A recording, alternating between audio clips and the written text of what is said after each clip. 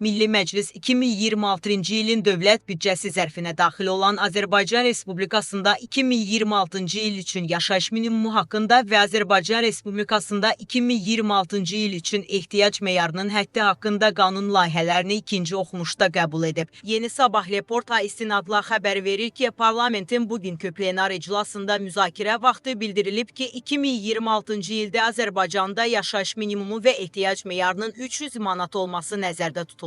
Bu, 2025-ci illə müqayisədə 15 manat və yaxud 5-3% çoxdur. Sənədə əsasən yaşayış minimumu əmək qabiliyyətli əhali üçün 317 manat, pensiyaçılar üçün 245 manat, uşaqlar üçün 260 manat müəyyən olunur. Müzakirələrdən sonra hər iki sənəd səsverməyə qoyularaq ikinci oxunuşda qəbul edilib. Dövlət Sosial Müdafiə Fondunun 2026-cı il büdcəsinin gəlirləri 8 milyard 323 milyon 100 min manat. Dövlət Sosial Müdafiə Fondunun 2026-cı il yanvarın 1-nə yaradılmış ehtiyatından 2026-cı ilin xərclərinin maliyyələşdirilməsinə yönəldilən 1 milyon 970 min 0 manat. Müzakirələrdən sonra layihə səsverməyə çıxarılaraq ikinci oxunuşda qəbul olunub.